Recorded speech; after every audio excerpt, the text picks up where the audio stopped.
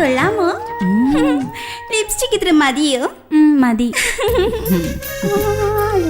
Super സ്റ്റാറിന്റെ വീട്ടിലേക്കാ റെയ്ഡിന് പോകുന്നേ. നല്ലോണം ഒന്ന് ഒരുങ്ങിയേക്കാം. ചിലപ്പോൾ അവരെന്നെ അവരുടെ അടുത്ത പടത്തിൽ നായികയാക്കിയാലോ? ആ അതെ, ഈ വേഷം കെട്ടലുകളൊക്കെ കൊള്ളാം.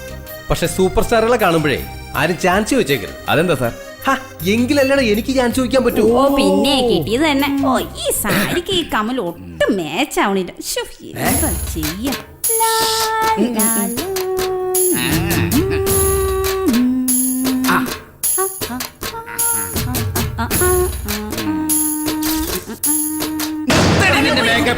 എനിക്കൊരു സംശയം, ഇത് ഓഫീസാണോ അതോ ബ്യൂട്ടി പാർലർ ആണോ? എന്താ നീയൊക്കെ കാണിക്കുന്നത്? റെയ്ഡിനൊന്നും പോണ്ടേ?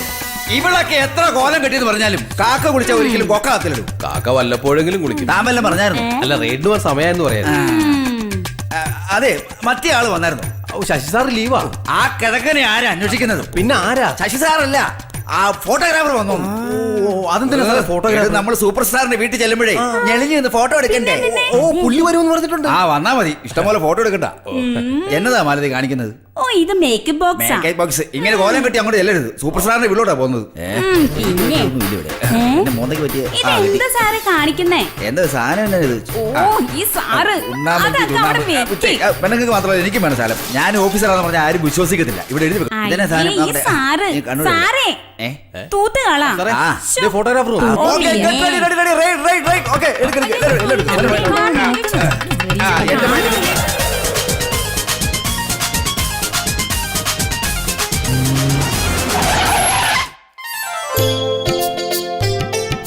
അയ്യോ ഇത് വലിയ വീടാണല്ലോ.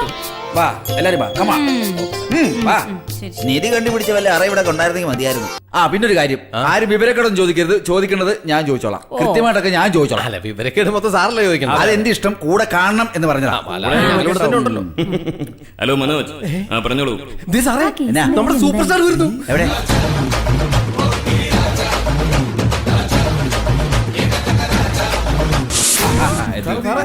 ഇപ്പോഴത്തെ ഫ്ലൈറ്റിനിങ് എത്തിയതേ ഡിസ്റ്റർബ് ചെയ്യല്ലേ, മാറി നിൽക്കുക പ്ലീസ്.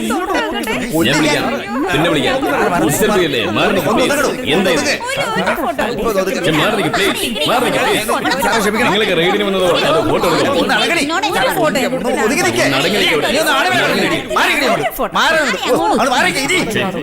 കൾച്ചറില്ലാത്ത നാടായി.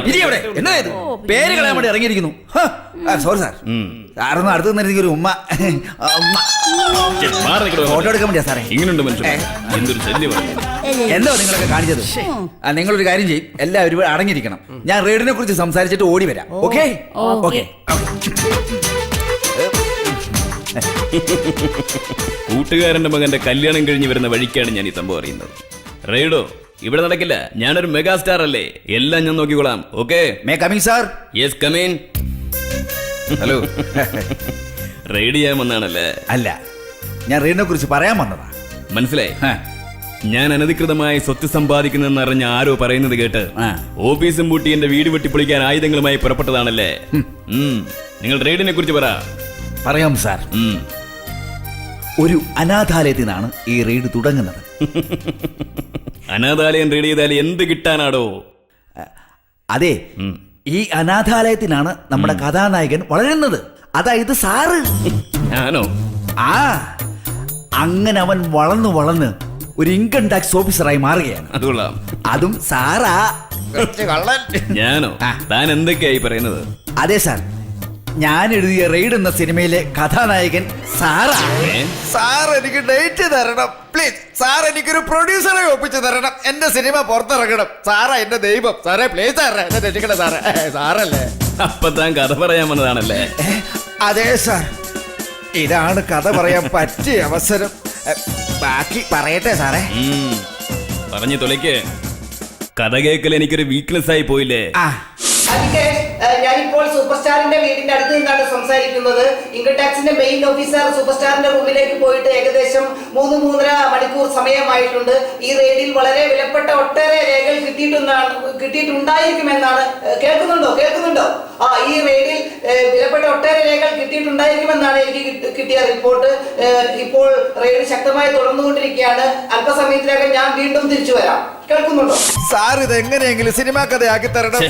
ഞാനിത് ഓഫീസിൽ എല്ലാവരോടും ജാനകി പറഞ്ഞു പോയി. ഛെ, ഇവൻ- ഇത് സിനിമയാക്കിയില്ലെങ്കിൽ ഞാൻ പോകത്തില്ല.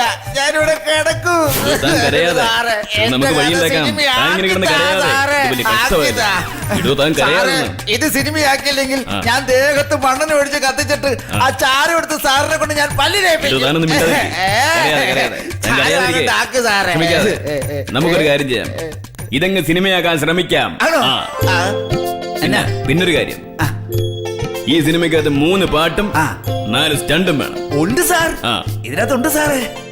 ഇൻകം ടാക്സ് ഓഫീസറായ സാറേ ഒരു കോടീശ്വരന്റെ വീട്ടിൽ റെയ്ഡിന് പോവാ. ആ. അവിടെയുള്ള വില്ലന്മാരെ സാർ ഇടിക്കുന്നു. കൊള്ളാം. പിന്നെ ഈ കോടീശ്വരന്റെ മകൾ സാറിനെ പ്രേമിക്കുന്നു. അതും കൊള്ളാം. അങ്ങനെ ഒരു ഉഗ്രൻ പ്രേമരംഗം ഉണ്ടാ. വേണം വേണം, പ്രേമം വേണം. ആ. ആ. നായിക ഞാൻ ഉദ്ദേശിച്ചതേ സാറിന്റെ കൂടെ പണ്ട് അഭിനയിച്ച ഒരു നടിയുണ്ടല്ലോ, അവരുടെ മകളുടെ മകളാ. പ്രായം അടിച്ചാ പൊട്ടും. 13 വയസ്സെന്ന്. ആ, അത് കൊള്ളാം. അത് മതി. ആ. പ്രായം അത് മതി. ആ. നമുക്കിതങ്ങ് സിനിമയാക്കാം. സാറ് പുണ്യം ചെയ്തവനാ. എനിക്കെപ്പോഴും അഡ്വാൻസ് തരുന്നത്. എന്താ ചെക്ക് വേണ്ട, പണമായിട്ട് മതി. ശമ്പളം കുറവാ. എന്റെ റേഡ് ഇഷ്ടപ്പെട്ടല്ലോ. ഞാൻ വരട്ടെ ഓക്കേ സാറേ. അപ്പം. ആയിക്കോട്ടെ. അങ്ങനെ വന്ന കാര്യം സാധിച്ചു. ഐ, എന്തായി സാറേ? എല്ലാം സക്സസ് സക്സസ്. അല്ല, എന്തു പറഞ്ഞ അദ്ദേഹം? ഇഷ്ടപ്പെട്ടു. ഇഷ്ടപ്പെട്ടോ? എന്റെ റെയ്ഡ് പുള്ളിക്ക് വളരെ ഇഷ്ടപ്പെട്ടു. റേഡി ഇഷ്ടപ്പെട്ടെന്ന് പറയുന്ന വ്യക്തിയെ ഞാൻ ആദ്യമായിട്ട് കേൾക്കുക. ആ, എനിക്കും ആദ്യം വിശ്വസിക്കാൻ പറ്റിയില്ല. പക്ഷെ പുള്ളി പറയുന്നതേ 3 സ്റ്റണ്ടും 2 പാട്ടും വേണം. 3 സ്റ്റണ്ടും 2 പാട്ടും. സാർ എന്തോന്നായി പറയുന്നേ? സാർ ഏത് റൈഡിന്റെ കാര്യമായി എടോ, പറയുന്നത്? ഞാൻ എഴുതിയ സിനിമാ കഥയില്ലേ റെയ്ഡ്, അതിന്റെ കാര്യമാണ് പറഞ്ഞത്. അങ്ങനെ ആർക്കും വേണ്ടാത്ത എന്റെ കഥയും സിനിമയാകാൻ പോകുന്നത്. സുനാമി വരെ വന്നില്ലേ, അതിനപ്പുറം ഒന്നുമില്ലല്ലോ.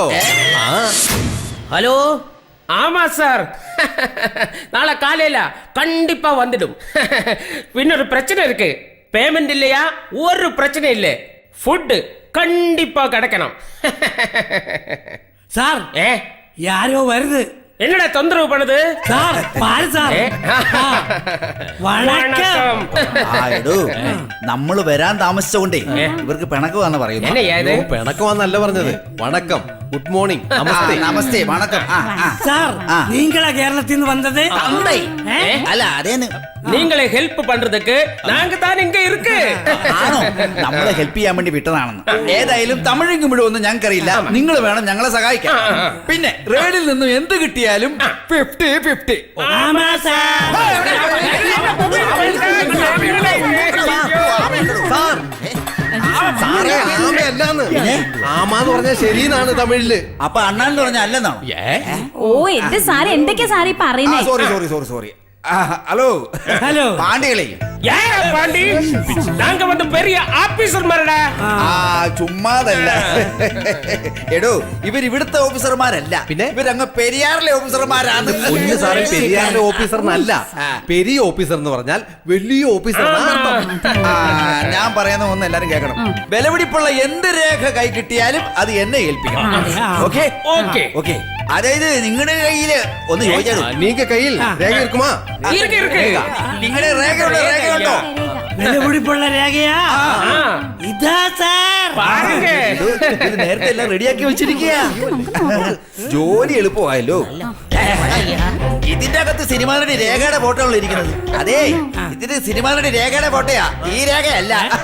സാർ சார் இதுதான் விழுபடிப்புள்ள ரேகை എടോ, தமிழ் படத்தில் 20 லட்சம் ரூபாய் வாங்கிறேன் ഇവിടെ മണ്ടശീലോമണി അണ്ണാച്ചിമാരെ, എടാ, ഈ രേഖയല്ല. ഇത്? ഡോക്യുമെന്റ്സും ഉണ്ടോ? டாக்குமெண்ட்ரியா വിവരം കേട്ടോ, കേരളത്തിന് சீக்கிரமா அங்க ஃபுட் கிடைக்காது எந்தோ